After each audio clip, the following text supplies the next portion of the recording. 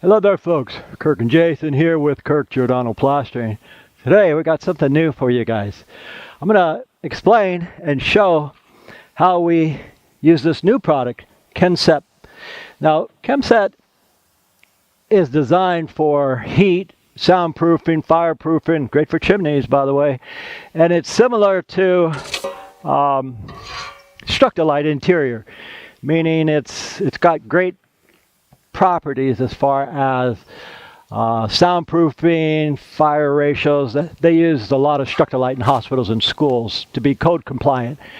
What we have here is 7 columns. Now, if you want to see how we actually did these columns, I'll put that in the description because we did it all rapid set quickly. We cut out everything and just tacked everything on real quick. Anyway, I'm going to show how we apply this stuff here. And it's pretty good stuff. It's white, and it really comes out with what we want. I don't know if you could show those pillars up top, but what we're trying to do is match a finish up top. So here's what I'm going to do, guys. I'm going to just on camera. I'm going to go ahead and apply just a little bit of this stuff to maybe a few sides to give you an idea of what we're talking about. Okay, and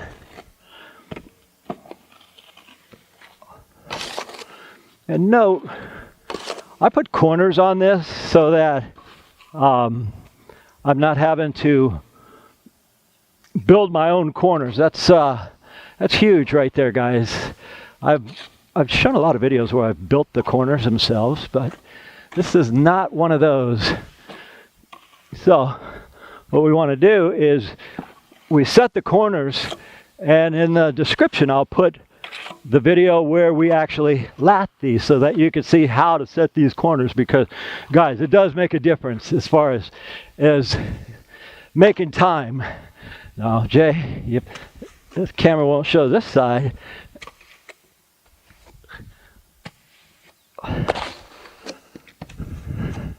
And this stuff actually sets in about 2 hours with all of the materials we use, guys. We generally, if it's a fast set, we have a choice. We can put accelerators in it, or we can put retardants in it. Either way, we can make this work where it sets in, say, an hour, 2, 3, 4. I mean, it's our choice with material knowledge. So, just to be, let me get over here. And if you guys are taking mud out of a bucket, always keep your scoop in water. That way, when you put it in the mud, it comes out easier. Okay, so here we go again, giving you an idea of the product. It's pretty good. I mean, you can go upside down. It's if you don't mix it too loose, and you could do that. If it's too loose, add some more stucco. Anyway, okay. All I'm going to do, guys, is show you a couple sides of these pillars, because we got it to where this is setting quick. I mean, I told Jay I want 10 minutes, 15 at max to put this stuff on, because we want to float it quick. We can go the whole 2 hours, but if you watch what we do, we don't mess around. We like to get in and out and get it done quick. You know, we're not risking any integrity to the longevity of the product. That's not what I'm talking about. But I don't like to wait or watch paint dry ever. We put it on and float it quick. So again, what we're trying to do is match a finish. It's called a sand finish. And we did the pillars up top about a week ago. And then we lathed these, and we're back now back now doing the cement work. So you see how fluffy that is, guys. That's considered a good mix.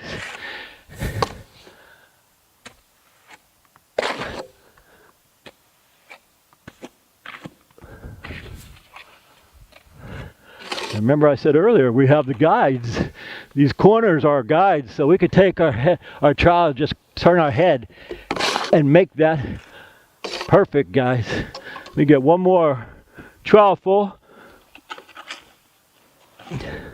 Okay, two more. So, for the sake of showing you guys, we're going to put it on like so. And he has caps for all of these, by the way. The caps are right behind you, Jay. So we put it on like so. And because he has the caps for this, I told him what we'd do is round this top off. Okay, we're going to come here and we're going to put a little bit on the top. Does this top need to be perfect? No, no, no, no, no. We come up, straighten it out. Same thing here, we come up, straighten it out, and then when he puts those caps on, what those will do is he'll twist them a couple times, put a bead of Polybond, Sikaflex, polyurethane, adhesive caulking, grout, anything with adhesive abilities. He'll twist it and they'll set on top of this.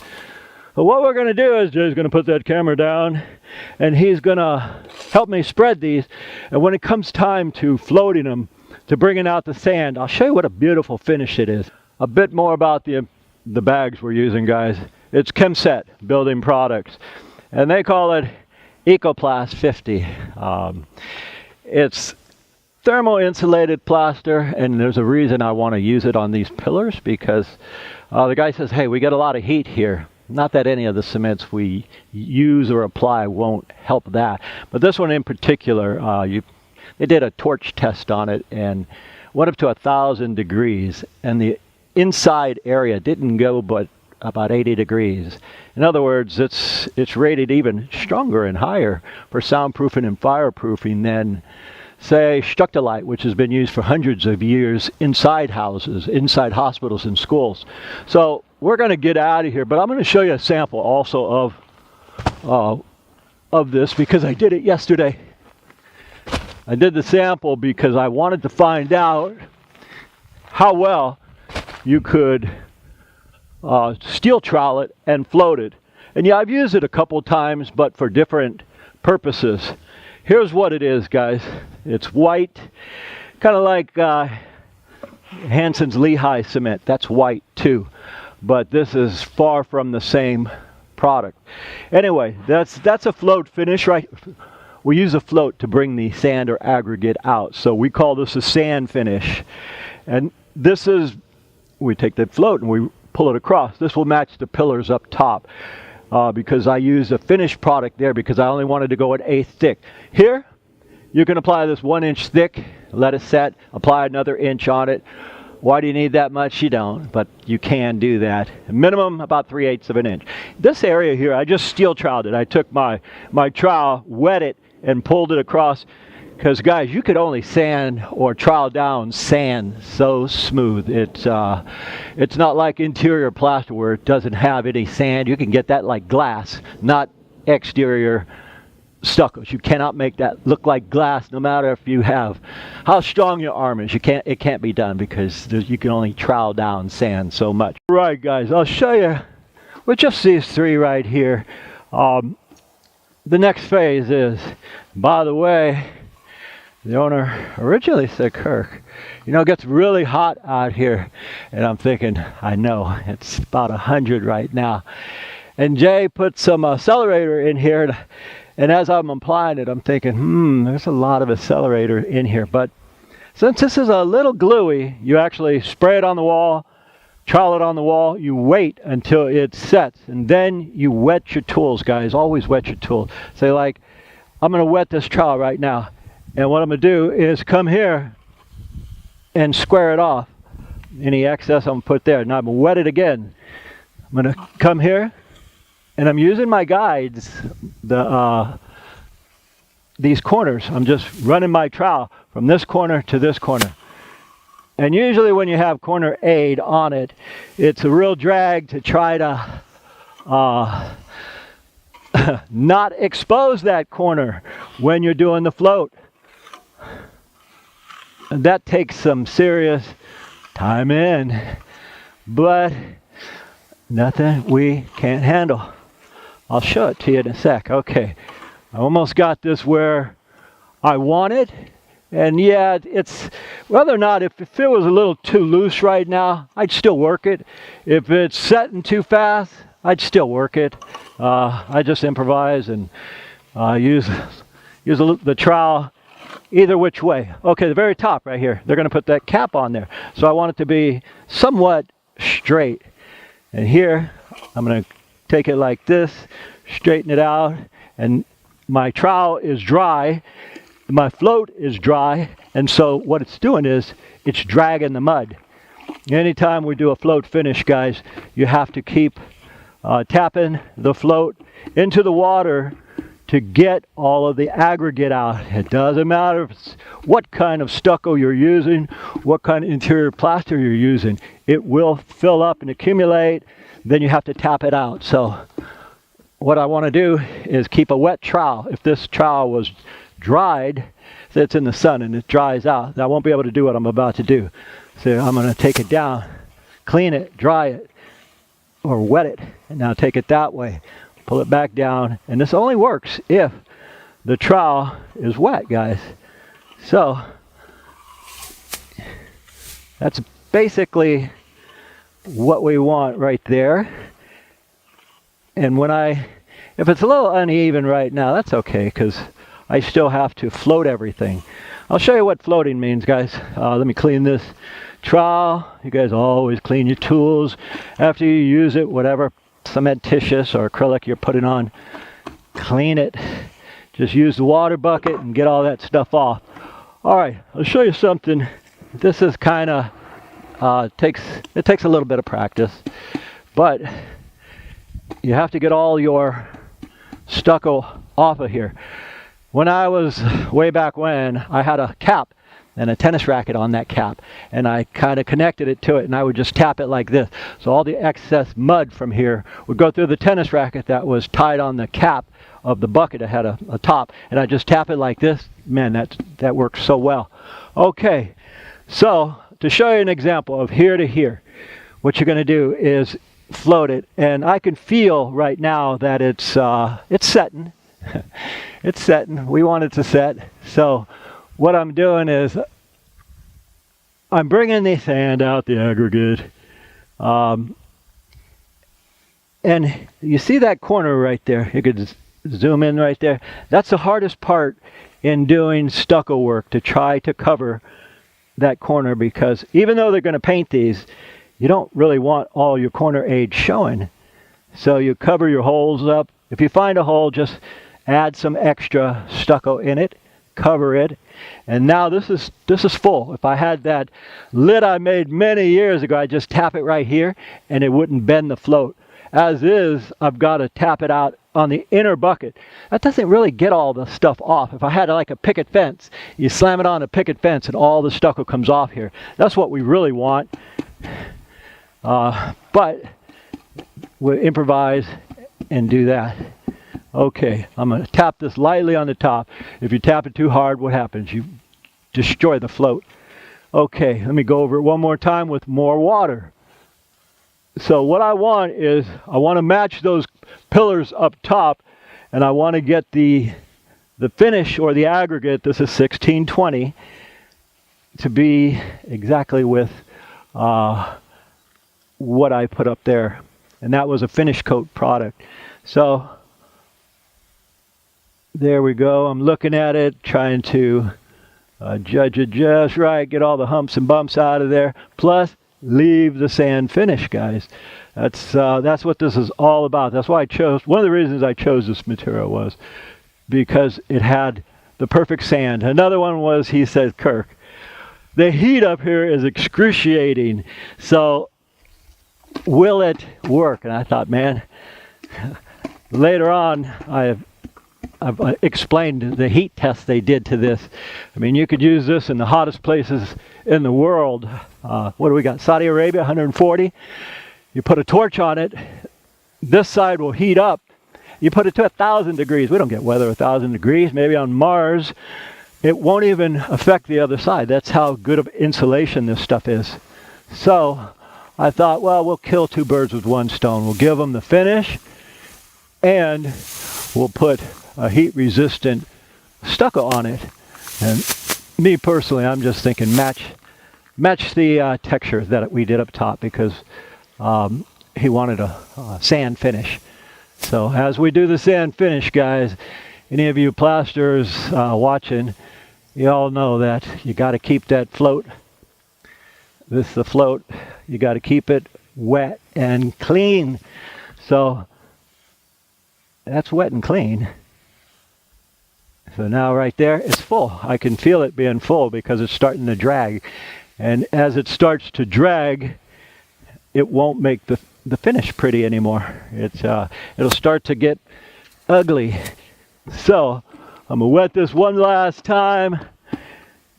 Then what we're gonna do is, it's getting really hot over here, guys. I don't want it to be like 105 where we're putting this on. So we're gonna put that camera away. We'll show you the final product, but I'm trying to explain how to bring the sand out and not expose the corner wires. So you need a clean float, and it doesn't matter if you got to dip it in that bucket 25 times, guys.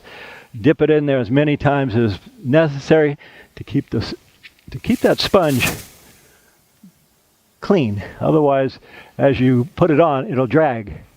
Now, I'm not going to make this super perfect right now, but when we finish everything and you see it, it's going to look perfect. All right, guys. We're at a stage where I understand this product now. You might say, Kirk, you've been doing this for 40-something years and you've got 1,000 videos out there. You should know every product. I don't know every product. This is kind of a new one.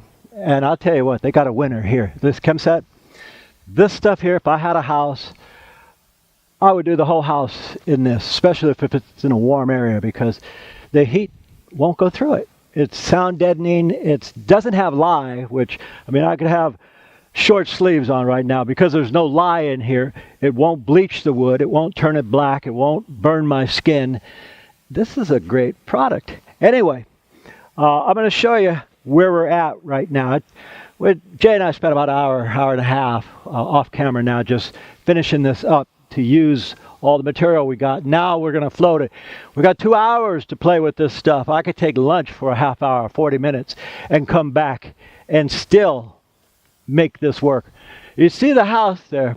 Now, I could have done that whole house by now, the whole back wall, 2 coats faster than these. Why? I had to make 28 corners. I eyeballed all these. Well, Jay and I eyeballed them all. That just means there's no corner aid going across here. That's I'll show you on another one. But we eyeballed all this stuff. This is I couldn't have picked a more complicated project to show this material. This is quite possibly one of the most complicated projects to show a material. It's all corner aid here, corner there, corner everywhere. But I'm through with these 3. I still got a couple more to go, so we're going to be here another hour. But I want to end this, so I'm going to show you some tips on this, guys. Let's say, because this is a 2-coat system, you could do the scratch and brown. I'm looking for areas. Can you see right here, Jay, where that corner aid is showing? The corner aid right there is showing, and or right here. The corner aid is showing. And here's the beauty of this product, guys. All right, I still got a lot of working time with this. I'm just going to fill those in and fix it. Fill those in and fix it real quick. It doesn't take me long to get the feel of a particular product. You know, I've done this product one time. And it was over a wall. I mean, a wall is nothing. That's so easy. but I'm making all these corners here. That's a little more time consuming. So right here where this corner radius is showing, I simply cover it up. If I see a corner that's not perfect, I just put a little bit more on it. But again, this is going to be painted, guys. Am I going a little overboard gung-ho? Sure I am, but I'm considering doing my whole house in this. Anyway, so that's done. And that last video we did, I was talking about using this thing here. I brought this to work like 35 years ago, and I was tapping out the sand. And you ever have a job, guys, where the foreman is a real arsehole? Well, I had this one guy, no matter what I did, he'd complain and say, oh man, you're doing stupid crap, your trowel's way too big. He'd always have something to say. Anyway, when I brought this, he was like, oh, you don't want to use that. And I'll tell you what, this has saved me so much time right now because I need to get all the material off here. I can put this in the bucket, I can put it on top, and just boom. Now I'm not making a big mess everywhere. They should actually come up with tops that have this for specific reasons. Like when you're doing color coding, you don't want color variation. As soon as your sponge gets full, hit it here and put the lid on the bucket, and not a tennis racket. What do these go for now? 50 cents at the secondhand stores. Okay, getting back to this. All right, now I have the exposed corner right there. I just did it, so all I got to do is float it back out. All right, guys, let's test this wall. Oh, that is Kirk's the best. That is not really ready to float, but if it's too stiff, we'll work it. If it's too soft, we'll work it. I'm going to work this anyway. Now, again, Jay just spread this about 10 minutes ago, and there's no accelerators in it, no retardants, no nothing. But just for the sake of spreading this out, I'm going to go ahead and just do it. All right. Now I've got a lot of time in floating walls and doing stucco. I know a good material when I see it. And plus I was reading the ingredients and I thought, wow, that stuff is spectacular. So again, I want to clean this out. So I tell you what, man, this tennis racket, I might suck at tennis, but it's sure good for this. All right.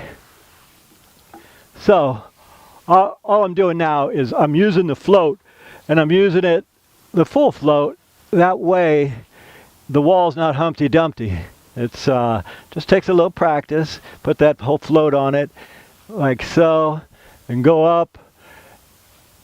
And you see the consistency of this a minute ago. It's pretty soft, but that's okay. If it was getting hard, again, I'll make it work. It's like if my brother brought me stiff mud, I'll make it work and say, hey, loosen it up. Or if he brought me soupy mud, I'd say, dude, stiffen it up. But I'll still use it, not say put it back in the mixer and remix it. All right, let's see. That's kind of good right there. It still needs another 15 or 20 minutes. So I'm going to give that some time rather than try to push it. And here's what I was talking about, guys. We're making 28 corners, so I put the stucco on the top here. And what I'm doing is I got to pull that, then pull down. Pull this, pull that way. And I got to keep this wet because it's full of stucco now. And with all that stucco, it'll drag. So I'm going to make this corner. I'm going to pull up right here and then pull this way. A lot of water, saturate it with water. This is, there's one color on the color chart, crystal white, that you never have to worry about it ghosting or bleeding because it's crystal white. Now this is crystal white also. So, I mean, they're painting this anyway, guys. So it really doesn't matter if it turned a variation of colors, but it can't because it's white. I've done enough color coats to know this stuff. So again, here's where we lost about an hour trying to make these corners. And any plasters watch and go, yeah, oh yeah, that's time consuming. All right, guys, we'll show you the final product here. We always leave a job cleaner than what we found it. Have to admit, I have an ulterior reason to go this route on these pillars. My brother has a house in Twainhart. Well, he's building a straw bale house. That's where they take straw bales and build it. And we used to, on these straw bales, use a white cement and then add color pigmentation. So you engineers who make this product, can we add color pigmentations to it like we would for stucco or concrete, and it come out a certain color? Doesn't have to be like an exact color, but say we added a bunch of yellow, can we get a tan house or a yellow house? Anyway, my name is Kirk, Jason on the camera. We thank you guys for watching, and as usual, we'll see you guys on the next one.